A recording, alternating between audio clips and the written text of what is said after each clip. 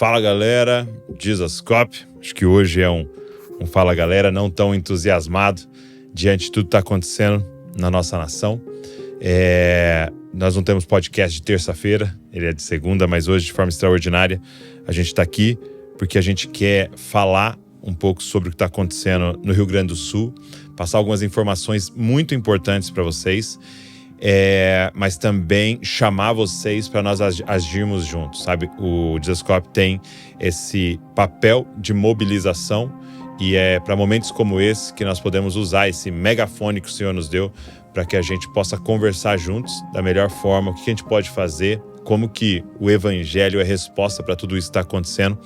Então, eu queria que você acompanhasse tudo que a gente vai conversar aqui hoje e já, desde agora, nós precisamos pegar esse link e mandar para todo mundo. Isso é para todo mundo, para todo o Brasil e até para irmãos nossos que estão fora do Brasil que podem também agir de alguma forma nisso tudo que está acontecendo. Então, durante a conversa aí, deixa seu comentário, aperta no gostei desse vídeo, porque aí a própria plataforma vai mostrar para mais gente e também pega o link e sai mandando para todo mundo. Então vamos lá para o podcast de hoje.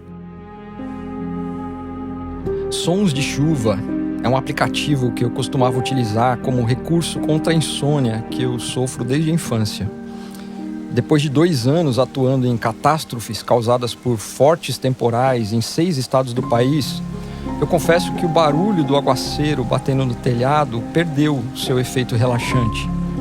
Costumo dormir nas noites chuvosas, mesmo seguro que não serei surpreendido na madrugada pela água cobrindo a cama dos meus filhos, ou pior, levando meu teto e paredes morro abaixo. No conforto da minha cama, sou assaltado por imagens caóticas, rostos angustiados e choros de crianças que brotam ao som das primeiras gotas, ameaçando. Pode acontecer de novo. Infelizmente, tudo indica que sim. Provavelmente vai acontecer de novo. Cassiano, obrigado.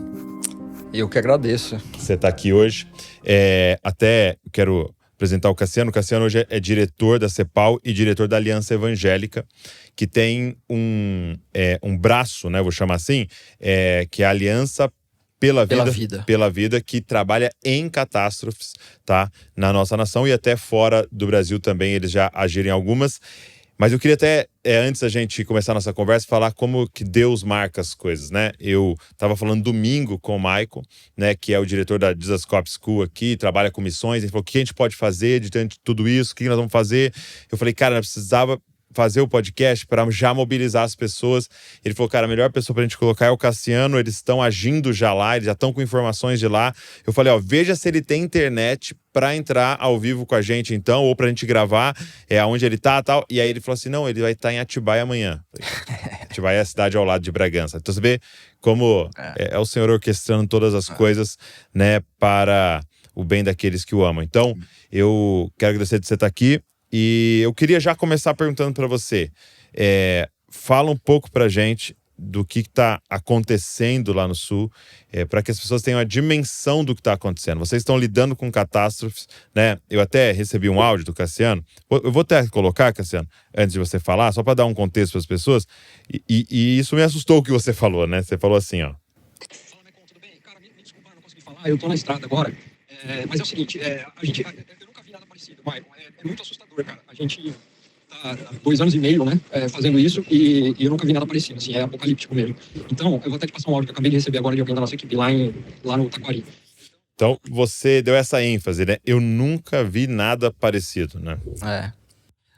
Bom, primeiro, obrigado, Douglas, por dar essa oportunidade, pelo convite. A gente está muito feliz mesmo com isso e entende mesmo, como você disse, como portas que Deus tem aberto, né?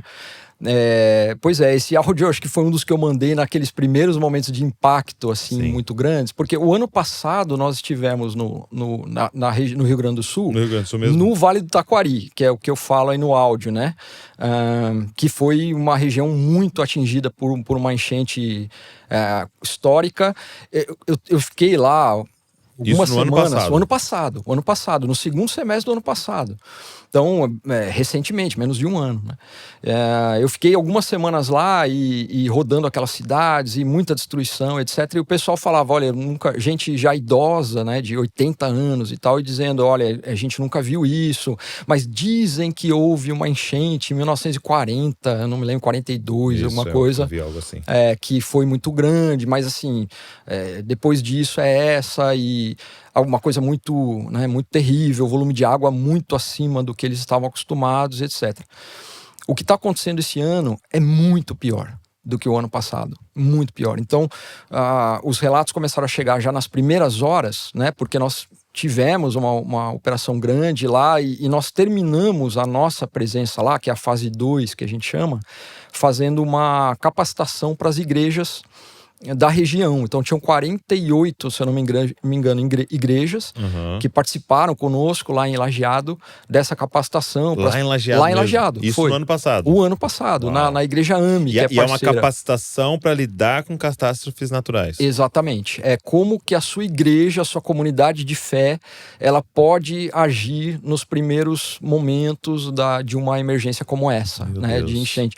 A gente tem poucas igrejas no Brasil preparadas para lidar com isso. Tem uma, por exemplo, que é a igreja do pastor Zé Marcos, lá em Recife. Eles estão muito habituados, é impressionante, eles têm uma brigada dentro da igreja, equipamentos, barco inflável e tudo isso, e eles já estão prontos para agir nas primeiras horas, mas são pouquíssimas, né?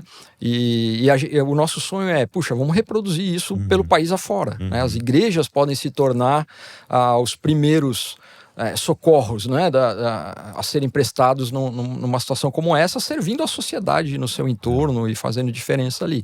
Então, por causa desse contato, desse vínculo muito recente que nós criamos, o pessoal começou a falar com a gente, começou a mandar mensagem, começou a mandar WhatsApp, mandar vídeo. E os relatos eram esses, falando assim, o que está acontecendo? É muito pior. E todo mundo dizendo isso, é muito pior do que foi o ano passado.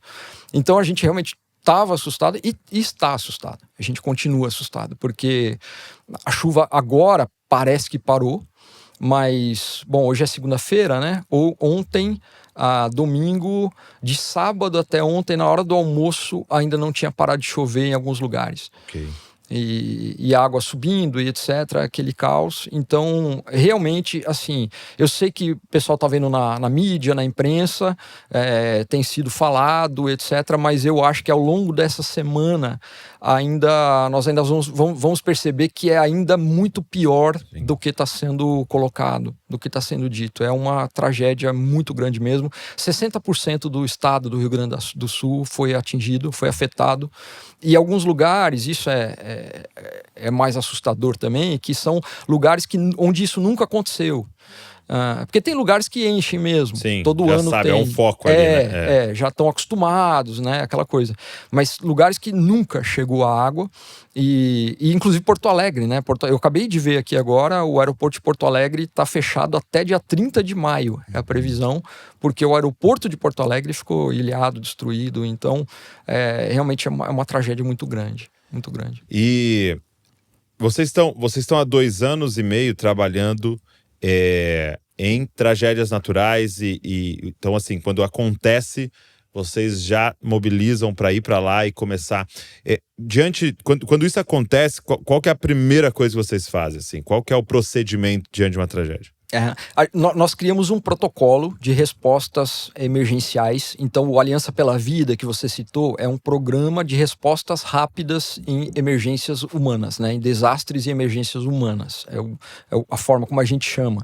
E aí nós criamos um protocolo de resposta que começa no dia 0, né? Que a gente chama, que é o dia que acontece a tragédia. Nós não pensamos, né? Não limitamos isso a enchentes, né? A chuvas, enchentes. Mas o fato é que nos últimos 2 anos e meio é o que tem acontecido o tempo todo, né?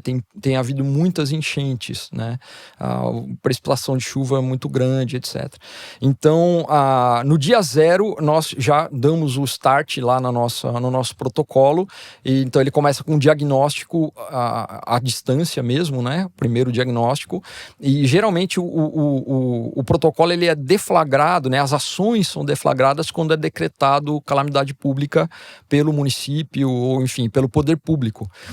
Mas só que, na prática, a gente tem visto que nós conseguimos antecipar isso por causa da presença das igrejas locais, né? Então a gente já sabe, ainda não foi, mas daqui 1 hora, daqui algum tempo vai ser decretado a calamidade, né? Então a gente faz esse diagnóstico inicial e a primeira coisa é contactar as igrejas que estão no local, as comunidades de fé ou nós chamamos de organizações de apoio eclesiástico, né? Que são o Jesus Cop, por exemplo, é a CEPAL, que é a minha organização missionária, enfim, que existem ali para apoiar a igreja. Então, que estão no local. Então, nós não vamos, por exemplo, para o local sem que haja um parceiro ali, né? Uma igreja, geralmente é uma igreja pequena, que está nas regiões mais suscetíveis, né? Que são mais atingidas. E aí a gente estabelece esse contato. Hoje as igrejas já procuram a gente, né? Depois desse tempo, estabelece esse primeiro contato e vê quais são as necessidades imediatas. Então a ideia é que a gente atenda com dinheiro mesmo, com recurso, as primeiras necessidades. Geralmente você tem... Geralmente é o quê? Geralmente, a primeira coisa é comida, geralmente. Porque aí as pessoas ficam abrigadas numa igreja, num lugar, espaço comunitário. Um ginásio. E aí você tem que alimentar essas igrejas. Então, por exemplo, na Bahia, que foi a nossa primeira emergência, que a gente não sabia nada ainda, foi a primeira coisa, de repente tinha 1.000 pessoas para alimentar. Foi enchente também? Foi enchente. Foi a enchente da Bahia de final de 2021, que foi uma extensão muito grande, sul-sudoeste da Bahia. Ok. E aí Então, esse é um bom exemplo, né? Aí o primeiro contato foi com a Igreja Batista da cidade, em Vitória da Conquista. Uma região estrategicamente ali bem colocada em relação à área atingida, né? O Antônio Carlos Costa, na época, ligou, falou, tu conhece um pastor lá e etc. E aí era o pastor Simvaldo, que hoje é do Conselho da Aliança, inclusive. Legal. É um grande parceiro, amigo. E eles tinham que dar refeição para 1.000 pessoas. De repente, né? Então, assim, aí a gente precisa de dinheiro. Então, você manda dinheiro. Logo em seguida, vem colchão, roupa de cama. Né? Então, geralmente não tem colchão para as pessoas dormirem. Chega a primeira noite, tá todo mundo no chão. Então, aí vem o colchão e aí vem as primeiras necessidades de uma medicação, de uma fralda para as crianças, enfim, essas coisas, produtos de higiene e limpeza que aí começam a movimentar mais quando as águas baixam, né? Então, a primeira questão é essa de atender as primeiras necessidades básicas, né? Daí em diante, a gente começa a fazer diagnósticos diários, né? Que é a fase 1 da emergência, que a gente chama fase aguda, né, da emergência. Então, aí são diagnósticos diários, porque cada emergência é uma história diferente. Que é uma região diferente, exato, né? Então, por exemplo, na Bahia era enchente, no Rio Grande do Sul agora é enchente, mas, por exemplo, em Petrópolis era deslizamento, desmoronamento, deslizamento de terra. Então, logo depois da Bahia veio a primeira emergência de Petrópolis, nós tivemos 2 lá, grandes, que deslizou o Morro da Oficina. Não sei se o pessoal lembra da imagem do YouTube, que vem aquela terra descendo e levando tudo que é casa, e aí foram 280 mortos, mais de 280 mortos soterrados. Então já é um outro tipo, né, de emergência. E aí geralmente começo dessa fase, desse segundo momento da fase aguda, precisa de mão de obra no campo, que aí são os voluntários, né? Então hoje nós temos aí mais de 400 voluntários cadastrados. A gente faz um cadastro, avalia, né? Tem alguns compromissos que o voluntário assume, né? Então a gente aprova ali a ida do voluntário. E aí, claro, tem a nossa equipe base, que é mais experiente, etc., para coordenar. Ali, né? E aí a gente começa a alocar a ida de voluntários em campo para começar a fazer as ações ali de socorro, de limpeza, né? Desobstrução, essas coisas todas aí. E aí são várias coisas que vão acontecer diante do cenário. E aí o cenário vai definindo até um momento que você encerra essa primeira fase e começa a fase 2, que é a fase de reconstrução. Né? Então aí perderam todos os móveis, perderam todos os utensílios domésticos, etc. Nós temos que repor isso, nós construímos casa na Bahia, por exemplo, nós temos que reconstruir a casa que foi derrubada, perdida. Muitas vezes nem dá para construir no mesmo local, porque daí a Defesa Civil interdita, fala, aqui não pode mais. Aí a pessoa fica totalmente desabrigada, né? Aí tem um trabalho de advocacy, né, enfim, uma tragédia como essa que está acontecendo no Rio Grande do Sul agora, é um problema de Estado, né? Ok. Então, assim, vai custar bilhões para reconstruir. Então, alguém precisa, de alguma forma, pressionar o poder público e fazer essa articulação. Vocês fazem também esse trabalho. Para que o poder público faça o papel que só ele consegue fazer daí para frente, né? Sim. Eu acho que é muito importante, eu queria muito ter esse papo com você. Por quê? Porque nesse momento a gente não pode agir só querendo, de alguma forma, quase que aliviar nossa consciência, né? Porque com a internet agora, vai chegando pra gente esses vídeos e essas imagens e tal, e é muito forte, é de cortar o coração, né? Por exemplo, eu vi, acho que um que chocou todo mundo, né? Um áudio de alguém dizendo, olha, eu tava resgatando umas crianças e elas falaram, pega aquela boneca pra mim, e aí ele foi com o barco ali, foi pegar, era um bebê, né? Então assim, e aí ele ainda fala no áudio, gente, por hoje eu não dou mais conta, eu vou pra casa, eu não consigo. Terrível. Porque assim, ele falou que são corpos boiando e tal. Eu vi um outro de um senhorzinho falando que ficou 3 dias no telhado, esperando, né? E você vê ele em estado de choque ali, assim, porque você tá aguardando, mas com medo da casa desmoronar a qualquer momento. Isso. Então, a pessoa acha que vai morrer. Ela acha que vai morrer. Os vídeos são chocantes. E às vezes, ao querer aliviar a nossa consciência, a gente fala assim, não, eu quero ajudar, quero fazer alguma coisa. E aí é uma ajuda impensada, né? Então a gente fala... É o impulso, né? A gente acha que tá fazendo alguma coisa e às vezes aquilo que a gente vai fazer pode até ser inútil, até ficar lá e ser um desperdício, né? Então eu queria ter essa conversa com você para que de forma muito clara a gente pudesse falar com a galera que tá nos ouvindo o que é ajudar hoje, né? Então vamos começar primeiro em questões de doação, né? Certo. Claro que recurso financeiro, né? Então, já vou adiantar para vocês, a gente vai deixar aqui na descrição o Pix da Aliança Evangélica, que você pode fazer uma doação e eles, então, de forma muito responsável e transparente, vão utilizar esse recurso para já ajudar o pessoal lá, ok? Mas, dentro até das ações que estão acontecendo nas igrejas e tudo, o que seria, nesse primeiro momento, ajudar? O que mais precisa lá? Legal. Não, só reforçando, Douglas, é importante isso que você está falando, porque esse impulso, né, de vou ajudar, primeiro, a gente pode desperdiçar, ou duplicando esforço, ou fazendo ações inócuas, ou até caindo em golpes. Isso é outra coisa que eu ia falar, né? Não deposite dinheiro em qualquer lugar, em qualquer post que você vê, em qualquer Pix que colocarem lá.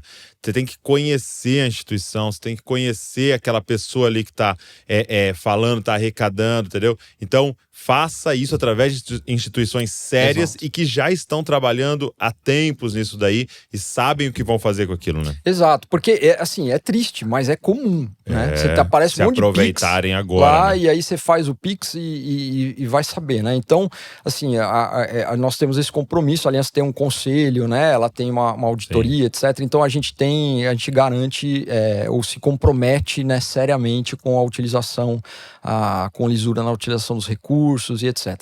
Né? Mas você falou sobre a ajuda agora, né? O Sim. que é ajuda agora? Então a primeira coisa é essa ajuda financeira, né?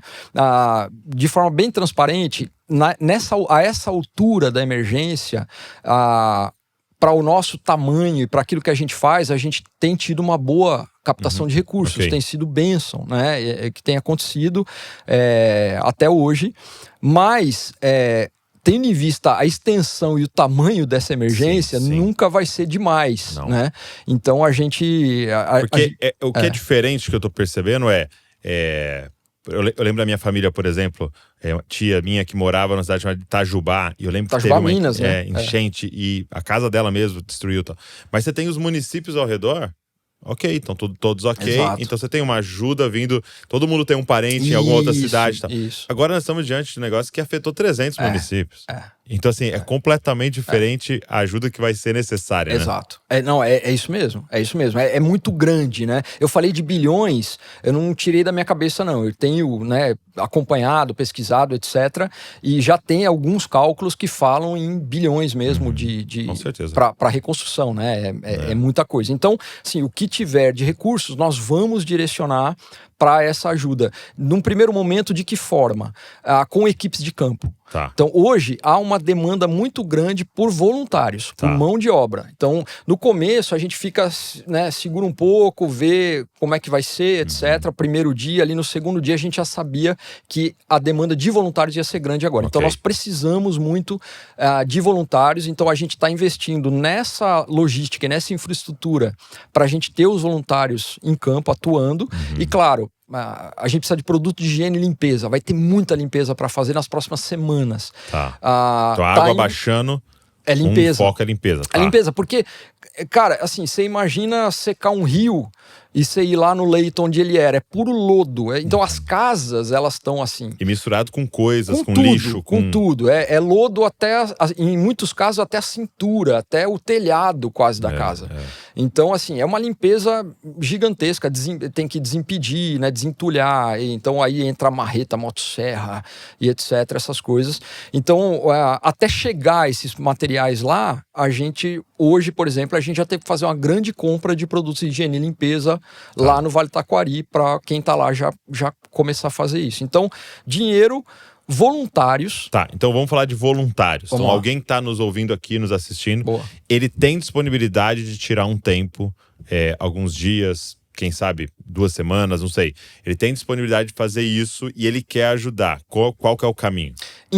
A forma mais fácil de fazer isso, porque há um formulário a ser preenchido para quem quer ser voluntário, né? Então a forma mais fácil de fazer isso é entrar no nosso site, o aliancaevangelica.org.br. A gente vai colocar aqui para vocês, colocar na descrição também. Joia, aliancaevangelica.org.br. E quando você entrar no site, vai abrir um pop-up.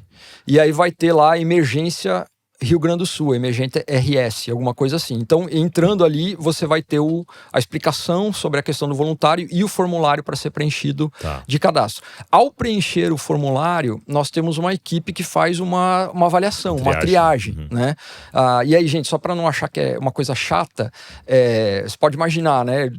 Aparece todo tipo de gente, falando podcast às vezes, aqui para milhares de pessoas hoje. Né? Então, e acontece, é triste isso, mas em Petrópolis, principalmente, a gente chama de turista de tragédia, né? É mesmo? O cara vai para lá, pega o carro, vai para lá, quer tirar foto? Curiosidade, né? Aí, às vezes a pessoa chega com um colete, facão, não sei o que, machado, e quer entrar, quer fazer. Então, assim, a gente faz uma triagem. E aí a gente faz um contato com a pessoa, isso rápido ali, algumas horas, etc., um contato com a pessoa para dar um feedback e dizer, olha, legal, vamos lá, a gente tem essa base aqui, hoje são 3 bases operacionais que nós temos, mas provavelmente esse número vai aumentar nos próximos dias. Hoje está onde? Hoje nós estamos em Gravataí, que é 40 quilômetros ali de Porto Alegre, do aeroporto de Porto Alegre, então é a região de Porto Alegre, da Serra. Nós estamos em Caxias do Sul e em Lajeado. São as 3 bases, as 3 bases operacionais. Hoje a necessidade maior de voluntários é em Lajeado, que é onde fica o Vale do Taquari, que é o que eu falei, que estavam aquelas cidades de Roca Salles, etc., que o ano passado sofreram muito, né? Tiveram mortes, etc. O ano passado foram, se não me engano, 44 mortes. Esse ano, agora já passamos de 80, a última vez que eu vi, mas com certeza vai ser muito mais. Quando a água baixar, né? Vai ser muito mais. Então, esse é o processo para os voluntários. E aí, importante, assim, a forma como a gente trabalha o voluntário é responsável, ele, a sua igreja, etc., por chegar até a nossa base. Então, a despesa de transporte para chegar até a nossa base operacional é por conta dele e depois para voltar para casa. Mas estando na nossa base, a alimentação, a hospedagem e as despesas da operação, elas são por nossa conta. Ok. Muito bom. Então, eu quero que você que está aqui com a gente pense. Talvez você tenha recurso financeiro, você não pode ir, né? Você não pode largar aí a sua empresa, o seu emprego, a sua família. Você não tem como ir, mas você tem como ajudar financeiramente. Então a gente tem 2 frentes aqui. Vai ter um grupo que vai poder ir, talvez muitas vezes, eu acredito que a maioria sejam jovens, né? Tem acaba sendo. Disponibilidade, o cara é solteiro, a moça solteira, ela quer ir, ela vai, mas ela não tem recurso.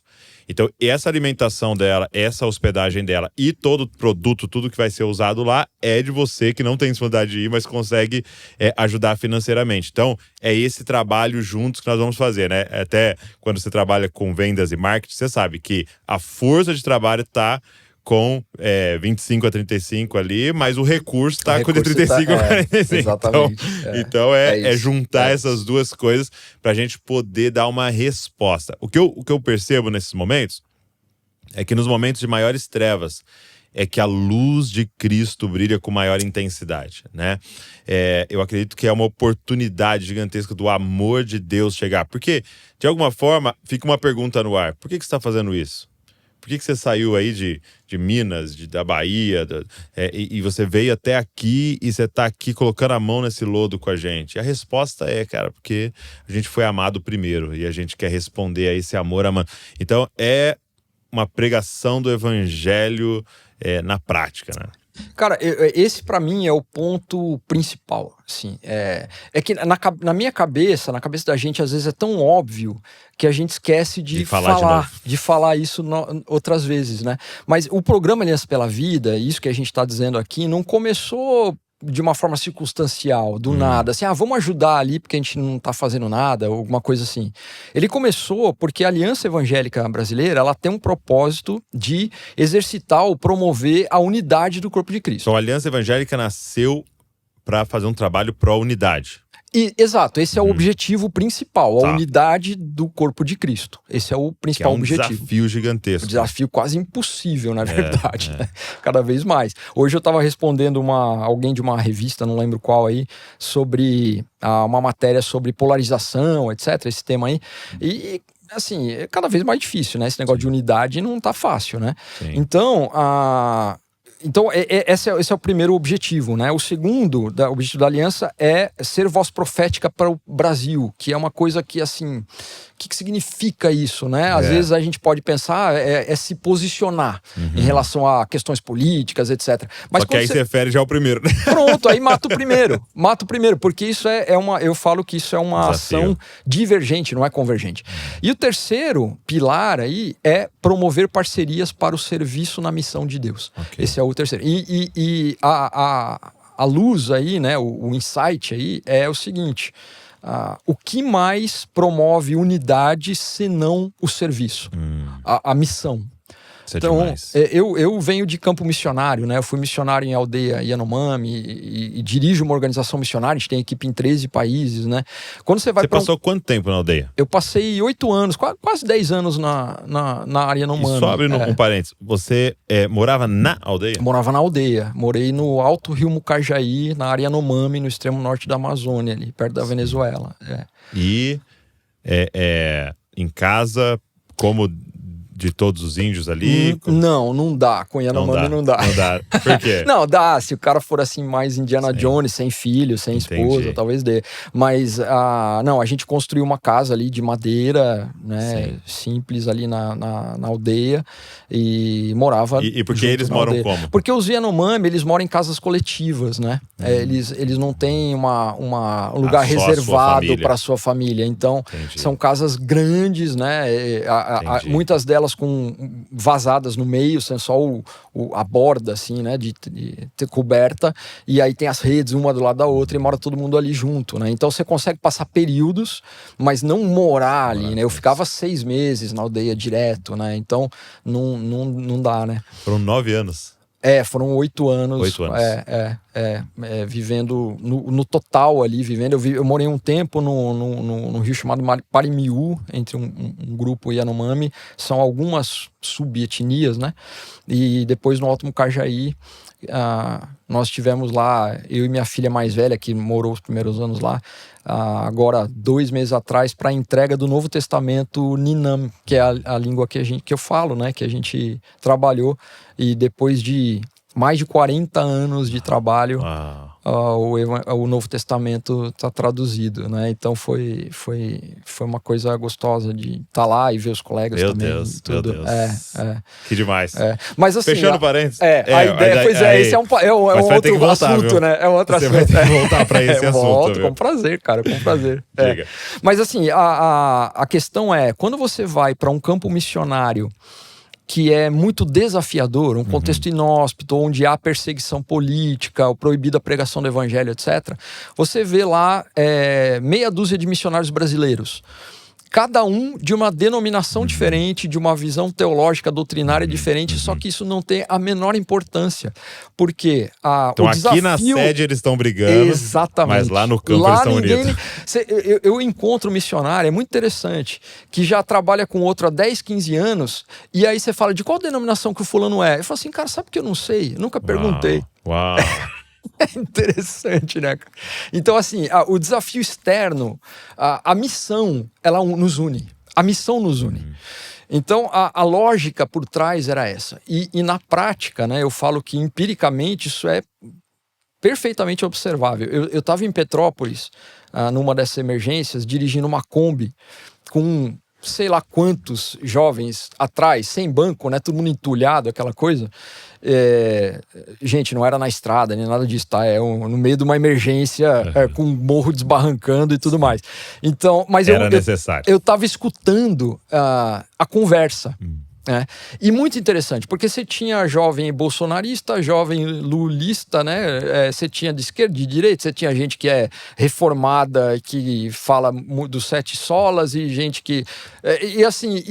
E o pessoal conversando assim, discutindo, conversando sobre essas coisas e tal, numa boa. E aí você chega no local da emergência, do atendimento, cara, todo mundo esquece, dá a mão, vai junto e vamos servir o Senhor. Entendi. Então, a missão une. A missão nos une. Então, para mim, assim, a cada ano que passa, esses últimos 2, 3 anos, se confirma de que a única forma... No começo eu falava assim... A melhor forma possível, a melhor via possível de desenvolvimento da unidade é a missão. Hoje eu falo a única forma possível de desenvolvimento da unidade é a missão. A gente só se encontra na missão.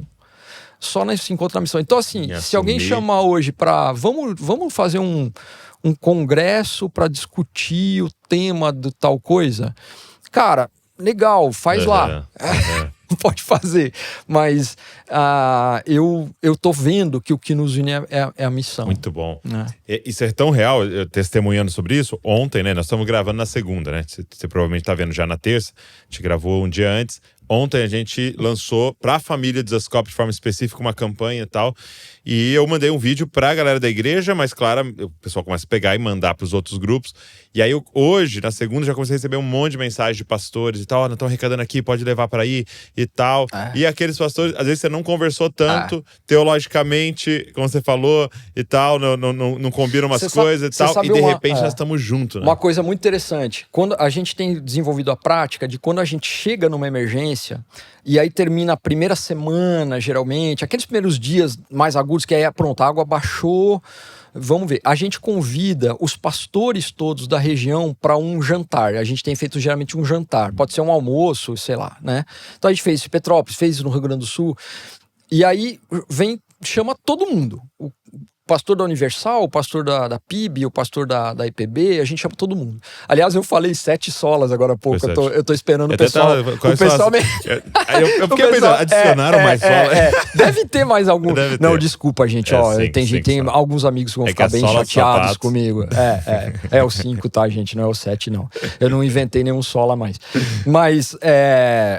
a gente chama esse pessoal e aí às vezes, literalmente, né, já aconteceu, você tem pastores que estão a 2 quadras de distância, a igreja uma da outra, e eles não se conhecem, eles nunca conversaram, eles nunca sentaram juntos, e aí todo mundo senta lá e aí, via de regra, há um choro geral, porque... Cara, a família da igreja perdeu gente, membro morreu, famílias desabrigadas, o cara tá numa pressão psicológica ali, emocional, terrível.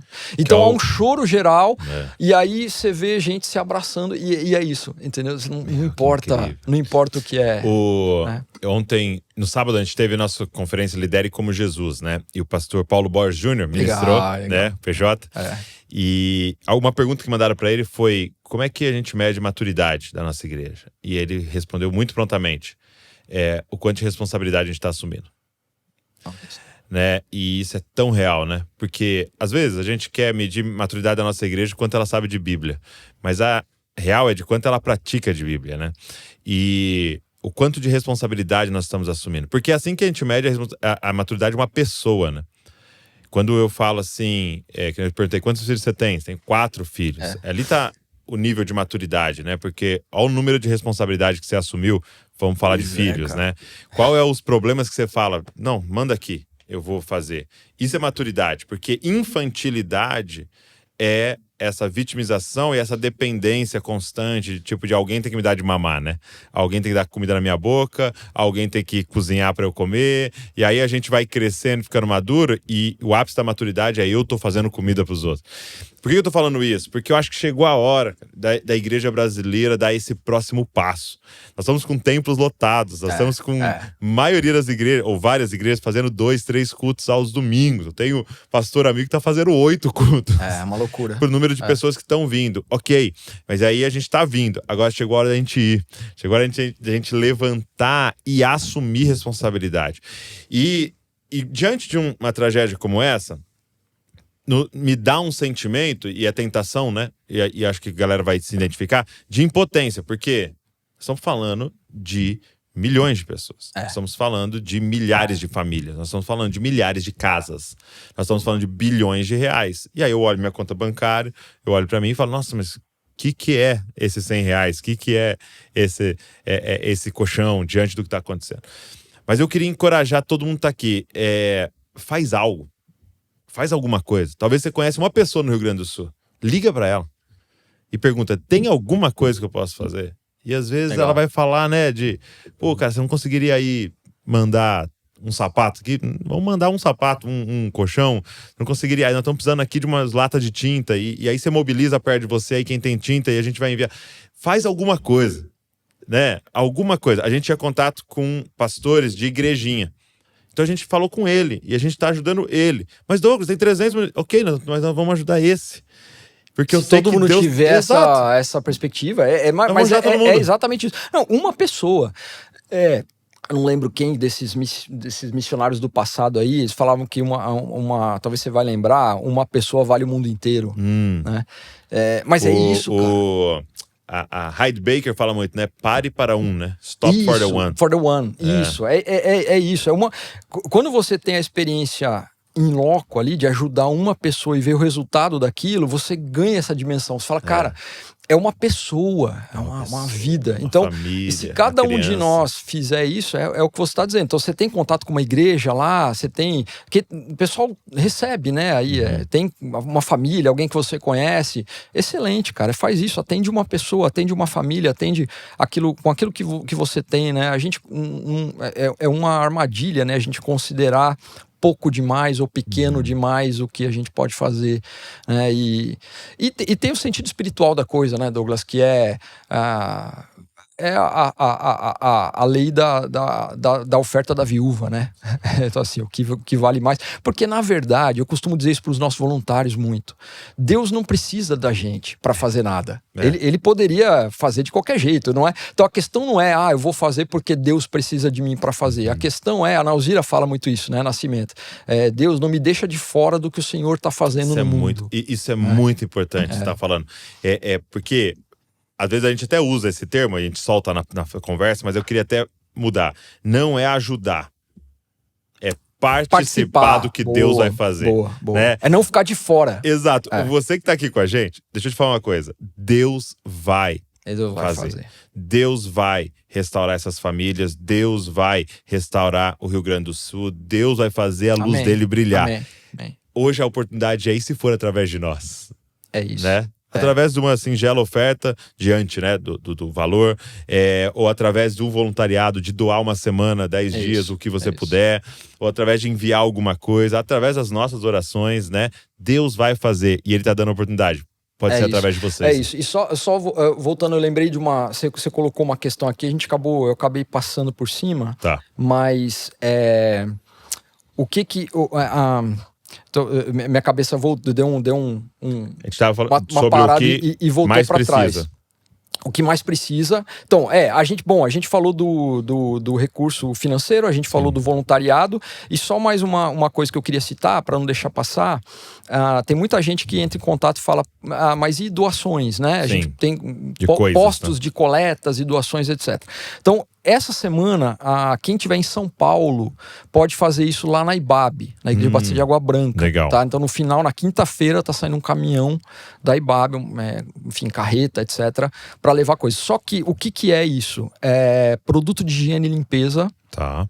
ou alimento não perecível, só. Tá. Então, não levem roupa nem calçado Por agora para não. lugar nenhum, não Tá. leve. As experiências... Hoje eu tinha um pouco de receio de dizer isso. Hoje eu não tenho receio nenhum. Sempre há um problema quando a gente coloca roupa nessa logística. Gente que quer... Pessoas, igrejas, etc., que querem fazer mais captação de coleta de doações, podem entrar em contato com a gente, desde que você tenha condição de participar no transporte desse material, tá bom? Então, assim, se dá para a gente articular juntos, ou você se responsabilizar pelo transporte até o Rio Grande do Sul, beleza, a gente consegue articular. E aí, claro, a distribuição a gente é responsável, armazenagem, distribuição, isso daí a gente é responsável. Mas o que eu ia dizer... Então, uma pergunta isso. Água. Como é que tá a situação da água? Água potável também. Depois que eu falei alimento não perecível, eu ia falar água e acabei deixando. A água, ela pesa bastante, né? Então acaba sendo ou água ou outra coisa. E o produto de limpeza é muito importante agora. Mas a água, com certeza, Quando também. Quando você diz produto de limpeza, para limpar as casas, não é de higiene pessoal. Higiene e limpeza. Tá, higiene pessoal, então a gente tá falando de sabonete, pasta de dente, shampoo, e aí água sanitária, sabão em pó, rodo, vassoura, especialmente. São essas coisas. Detergente, tá bom? Então são esses produtos aí. Mas o que eu ia dizer, né, que eu lembrei, é como a gente mostra Jesus. Né? Porque... a gente foi chamado para mostrar Jesus, para revelar Jesus. A proclamação, né, que é falar de Jesus, faz parte e é essencial. A gente precisa falar de Jesus, mas a gente precisa mostrar Jesus, revelar Jesus, né? E como que a gente mostra Jesus, né? De que jeito que a gente mostra? Então, você falou em algum momento aí sobre você chegar num lugar daquele com a postura que a gente chega, com a atitude que a gente chega, e a pessoa fala assim, puxa, mas você veio aqui, etc, né? E aí eu poderia contar um monte de testemunhos e de experiências, né, dos nossos voluntários, etc. Mas assim, você literalmente materializa Jesus ali. Você personifica. E nenhum lugar melhor para dizer isso do que aqui, né? Sim. Mas é isso. E essa é a nossa missão, isso. né? É isso. O que Jesus faria nessa? Jesus.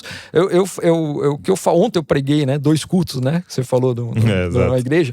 Mas eu tava falando isso, né? Jesus não vai descer lá no Rio Grande do Sul para limpar a casa, etc. Ele até pode mandar algum anjo, não sei, ele pode fazer o que ele quiser. Mas... os braços dele somos nós. Tá aqui, né? O corpo está aqui. Então, nós somos os operadores da missão de Deus na Terra. Então, sim, Jesus vai estar onde a gente estiver. Então, a gente encarar isso como a missão de vida, né? Materializar Jesus ali naquele lugar e a experiência que a gente vai ter, e aí voltando só para fechar, né, com a questão do não fique de fora do que Deus está fazendo, é inigualável. Cara, é inigualável, assim, você participar daquilo e pensar, Deus poderia usar qualquer pessoa ou qualquer meio para fazer isso aqui, mas Ele me deu a graça e o privilégio de ser eu, de me usar, né? A Bíblia fala que os anjos queriam pregar o evangelho, ele falou, não, é para eles. Então, assim, quando a gente ganha essa dimensão de dizer que privilégio é entre milhões de pessoas Deus permitir que seja eu que estou sendo usado para esse negócio aqui, cara, a vida fez sentido. Acabou. A vida fez sentido. Uma coisa que sempre me mexeu muito comigo foi a gente entender o que é ser salvo, né? E o que é ser salvo? É não precisar fazer mais nada para me salvar. Se eu tô salvo, tô salvo. Entendeu? E agora, então, o que é a vida? Perder.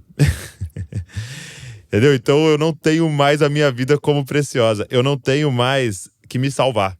Eu tô salvo. Então agora o resto da vida é perder a vida. Né? Então, como Jesus falando, aquele que tentar salvar a vida não entendeu ainda.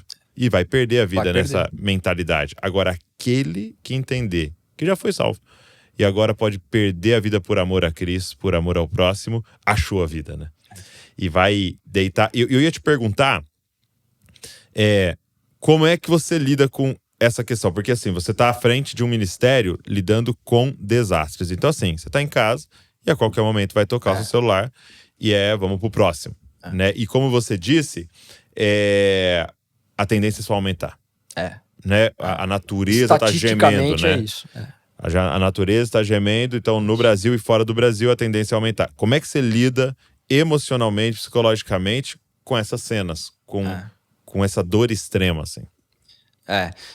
Pessoalmente, a resposta de como eu lido com isso pessoalmente, ela a gente estava conversando, acho que eu estava conversando isso no carro com o Júnior, o Sebastião Júnior, que é diretor de mobilização da CEPAL. A gente veio de carro do Paraná, então a gente conversou bastante, né? Mas eu estava conversando sobre isso, né? Eu acho que ele fez essa pergunta, exatamente. E é bom de podcast. Pois é. Mas eu antes de ir para a aldeia, eu fui muito novo para a aldeia. Meu sonho de infância e adolescente era ser missionário com índio. Então, assim, era isso que eu queria ser. É mesmo? Era. Então, depois eu fui estudar antropologia, fui pra faculdade mais tarde, porque eu queria estar na aldeia, eu queria estar no mar. Você fez PV, Palavra da Vida aqui em Atibaia, antes da faculdade? Antes. Antes de ir pro campo, aí eu fui pro campo, aí depois eu estudei na Universidade Federal de Roraima. Né? Então, ali perto já. Que era lá já com 29 anos. Então, eu fui, e para me preparar para ir pra aldeia, porque você não podia ser, não pode ser missionário na Yanomami. Né? Então eu fui fazer um curso técnico de enfermagem. Então eu fiquei 2 anos, né, fazendo estágio. Então, eu trabalhei pronto-socorro, UTI, pronto-socorro público, etc. Então eu vi umas coisas feias já de cara. Então, eu tava falando pro Júnior, né? A primeira coisa, no primeiro dia no pronto-socorro, chegou uma mulher com o braço arrancado, assim, o braço dentro do balde, no gelo. Primeira coisa que eu vi. Sem o braço. Cara, ela tinha acontecido o quê? Ela trabalhava num restaurante e aí foi enfiar um pano que tava saindo para fora de uma lavadora industrial, assim, enfiou o braço e arrancou o braço dela. E foi o primeiro impacto, assim, do primeiro dia de estágio, né? E depois na aldeia, durante os anos, cara, eu costurava cabeça, eu fazia parto, ajudava em parto, fazia... Então, assim, eu peguei meio que no exército, eu servi exército, né? O pessoal falava que você perde o verniz, né? Eu perdi o verniz, eu não tinha muito isso. Então, eu lido bem com a coisa em si. Agora, o que é difícil para mim é ver os voluntários e a preocupação que eu tenho com o emocional deles, né? Então isso é uma coisa que eu me dedico muito. O Zi, que é quem cuida da nossa operação de campo, quem coordena a operação de campo, e o Zi tá comigo desde o primeiro dia, assim. Um dia eu conto a história do Zi, porque é muito longa, mas ele tá lá agora no Rio Grande do Sul, tentando chegar em Porto Alegre hoje, saindo de Caxias e tentando chegar em Porto Alegre. Deve estar chegando lá, deve ter conseguido. Mas a gente tem muita preocupação, né, de cuidar de quem está cuidando. Né? Eu tenho isso daí da CEPAL também um pouco, né, do cuidar de quem cuida, assim. Mas cuidar das pessoas, porque o impacto para a maioria das pessoas, ele é muito forte. Você vê o sofrimento humano num nível muito extremo. Você falou achar o bebê na enchente. Enfim, isso daí cara, é muito terrível. É muito difícil. É uma coisa extrema, assim, tem gente que, assim, parece que você sai um pouco da realidade, né? Corta a alma. Você falou de alguém que ficou na água esperando. No telhado, tal. Né? 3 no dias. Telhado, cara. E era um idoso. Várias pessoas no telhado. Uma pastora, o ano passado, no Rio Grande do Sul, já senhora, 70 anos, ela ficou agarrada numa árvore a noite inteira, dentro da água. Agarrada na árvore e também sobreviveu. Então, assim, são coisas muito extremas, né? Muito, muito difíceis de ver. Agora, é importante a gente saber, né, Douglas, que eu estava conversando com meu pai. Esse dia, meu pai é pastor há 45 anos, sei lá, 6. Não, 50 e tantos anos. E a gente estava conversando sobre quando a gente vai deitar à noite, no meio de uma situação como essa, né? Tava em casa, e aí você vai lá, liga o seu chuveiro quentinho, vai para sua cama gostosa, né? E tá lá naquele conforto, imaginando essas cenas estão acontecendo aqui perto da gente, e na verdade elas estão acontecendo no mundo inteiro, em níveis inimagináveis, porque a gente não tem só catástrofe natural, a gente tem guerra acontecendo em vários lugares hoje. A gente pensa que é só na Israel, mas né, não é só na faixa de Gaza. A guerra da Ucrânia continua igual, né? Então tem gente sofrendo muito nesse momento no mundo, sofrendo muito. E de alguma forma a gente meio que se blinda disso, né? Por isso que a gente não consegue lidar não tem muito estômago para lidar com o sofrimento, né? Agora, é isso que a gente estava falando. Depois de ser salvo, para que serve a vida, né? Para que serve a vida? E uma experiência, só para terminar, né? Mas essa fala aqui, mas uma experiência que eu aprendi, eu experimentei na aldeia pela primeira vez, que quando a aldeia que eu trabalhava, o acesso é só por avião, né? O monomotor, né? Então asa de socorro, né? Que vai lá, deixa a gente lá, e aí o aviãozinho decola, vai embora, você tá no meio da selva e você não tem data para sair. Entendi. Né? Aí muda um botão na sua cabeça, assim, você começa fala assim, ixi, e agora? O mundo encolhe, né? Ele fica pequenininho. Ok. E aí você fica ali. E é difícil, não é Quantas fácil. pessoas na aldeia? Na aldeia que eu morei, né, a maior parte do tempo, tinham 330 índios, né? Naquela região. São 5 clãs, né? Eles são clânicos, né? Os Yanomami. Então, 5 grandes famílias, assim. Então, no total, espaço... ali uns 1.500. Não. 300 no total. 320 no total. Era um local... Os Yanomami são muito espalhados, né? A área deles é muito grande, eles são seminômades, então eles são muito espalhados. Mas o mundo fica pequeno. Uhum. E, assim, é difícil morar na selva. Não é, que delícia morar na selva, né? Não é difícil. Então, quando terminava esses longos períodos, e aí, vou sair por uma semana para dar uma descansada, o avião vem buscar a gente aqui, vamos sair. O sentimento que eu tinha naquele momento era assim, eu comparo isso um pouco, não sei quem leu a biografia do C.S. Lewis, que é o Surpreendido pela Alegria, né, o Surprised by Joy, que ele chama de alegria, uma coisa que ele não consegue descrever muito bem, é um sentimento de realização, de sentido de vida pleno, assim. Ali eu entendi o que era isso. Assim, era um sentimento de assim, eu posso morrer, fez sentido a minha vida, né? É uma coisa meio difícil de explicar. E eu aprendi a identificar isso como aquele momento em que você tem plena consciência de que você está cumprindo o seu papel na vida, que você está vivendo a vocação que Deus te deu para viver. E aí a vida faz sentido. Acho que essa é a frase. Assim, cara, entendi, a vida fez sentido. Deus está me usando. Deus está me usando, pode ser para o que quer que seja ali, uma coisa pequena, uma coisa maior, mas Deus está me usando. Ou seja, para isso que eu estou aqui. Esse é o propósito. E é triste pensar que muita gente passa pela vida sem nunca experimentar isso. Né? Cara, isso que você está falando é tão poderoso, porque quando você vê Paulo falando sobre uma vida ansiosa, né, um estado de preocupação, ele fala você lançar suas preocupações no Senhor, e aí ele fala com súplicas e tal, e aí tem uma palavrinha ali, com ações de graça. E aí a gente sempre olha o que eu li falando de gratidão, mas se a gente olhar a palavra ações de graça, né, eu fazer uma ação sem cobrar nada. E como isso é um antídoto para esse estado ansioso que nós estamos vivendo. Esse estado ansioso que nós estamos vivendo, eu não estou falando da ansiedade doença, mas esse estado ansioso que nós estamos vivendo hoje, que acomete todo mundo, para mim tem a ver com um acúmulo de energia em nós que era para a gente estar gastando em prol do outro. A gente não está fazendo, a gente chega em casa acumulado de energia que era para ter deixado, entendeu? Que os nossos pais, nossos avós, principalmente, deixaram, sabe? A gente não canalizou, né? E aí, assim, tem já países na Europa tal, que um dos tratamentos para alguém que está passando um quadro de ansiedade é trabalho voluntário. Interessantíssimo, hein? Por quê? Porque é hora de... Você precisa dar, cara. Você precisa parar de olhar pro seu umbigo e ficar pensando na sua vida e que eu vou morrer, eu vou fazer, eu vou isso, eu vou aquilo, vai dar problema. Levanta os olhos e olha pro outro. Olha pro próximo, né? E é o que Jesus nos ensinou, né? E não tem... Eu acho interessante, cara, que tem algumas coisas que a história repetidamente ensina e a gente parece que nunca aprende.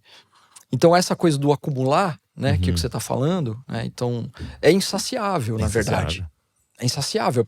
Você vê, aí você pega o exemplo do cara que mais acumulou, que mais... em todos os sentidos, né? Pode ser material, pode ser, enfim, o que for. Ele não alcançou esse nível de contentamento. Não tá. Porque não é esse o caminho. Não é. É perder. Pois é, mas a gente não entende, né? É interessante. Porque a pregação dessa era é o contrário, né? Exato. Seja feliz buscando seus prazeres. E a pregação do evangelho é cruz. Pega a sua cruz e me segue. E ele não tá te propondo uma vida de infelicidade. Ele tá te dando o caminho. Tá te dando o caminho. Felicidade. Esse é o caminho. Toma sua cruz e me siga. Isso. Entendeu? E a Bíblia vai falar que ele fez isso por causa da alegria que lhe estava proposta. Então ele não era o homem feliz. Pelo contrário, foi o homem mais feliz que pisou na terra, Jesus. Não, essa falação é importantíssima. Não é que você tá abrindo mão da felicidade ou do contentamento. Pelo contrário, esse é o caminho. É o John Piper falando. Isso é o hedonismo cristão. Exatamente. Entendeu? Você vai alcançar um nível de satisfação que é superior, né? É isso. E agora essa fala sua de demonstrar o evangelho, né? Eu vi o Tim Keller ministrando uma palavra tão poderosa sobre Filipo, né? E Filipo, você tem 3 personagens, né? Se eu não me engano, a Lídia, né? Que era uma empresária. Aí tinha uma escrava, que era a adivinha. E tinha o carcereiro, né? E aí ele falando, a Lídia ali provavelmente... Você tem a pregação do evangelho, ela entendeu e como tocou ela o entendimento do evangelho. Aí a outra foi liberta, né, o poder do Espírito ali libertou ela e aí ela se rende ao evangelho. Mas você tem o carcereiro, que é um romano, provavelmente mais velho, geralmente era até, ele disse que era serviço tipo de um soldado aposentado, ficar ali como carcereiro e tal, que tá ali com a vida dele. E para ele, é mais um prisioneiro, chegou. Ele falou, então para esse tipo de pessoa, você não prega o evangelho, você mostra o evangelho. Aí ele fala, de repente os caras estão orando, a cadeia abre. E ele sabe que os presos todos vão embora, ele vai ser morto, né? Porque ele deixou os presos embora. E ele vai se matar. Só que ninguém sai de dentro da cadeia. Essa é a demonstração do evangelho, né? Tipo assim, antes da nossa liberdade, a gente quer dar a sua. Nós vamos ficar aqui dentro da cadeia pra você não se matar. Sua vida é preciosa. Não foi a demonstração de poder, né? Não foi, porque ele ia se matar no começo com a demonstração de poder. Nem entendeu o que estava acontecendo. Ele achou que foi um terremoto. O que marcou ele? Homens que não correram da cadeia quando ela se abriu, permaneceram presos para proclamar liberdade para ele. Sabe que ontem eu preguei sobre perdão. Ontem eu falei sobre a mulher flagrada em adultério e falei sobre perdão. E eu terminei falando isso, né? Em algum momento ali, não tem nada que materializa mais Deus para a pessoa, Jesus para a pessoa, do que um ato de perdão. É ilógico. Então, assim, é ilógico, exatamente. Que é o que aconteceu lá em Filipe, né? Quer dizer, a lógica era que eles teriam fugido, mas eles abriu a cadeia, Deus abriu a porta. Subvertem a lógica. Amigo, Deus abriu a porta da cadeia. O que você faz? Vai embora. Vai embora. E eles ficam, né? Porque isso é Cristo, né? É Cristo. É o cara que entrou dentro de uma prisão para nos libertar, né? É isso. Pagou o preço por nós. E chegou a nossa vez, né? Talvez algumas pessoas façam a pergunta, por que Deus? Por que o Senhor permitiu? Né? E isso que está acontecendo no Sul é resultado do pecado. Isso é resultado de um mundo, né? de uma natureza que geme os resultados de um mundo caído. Né?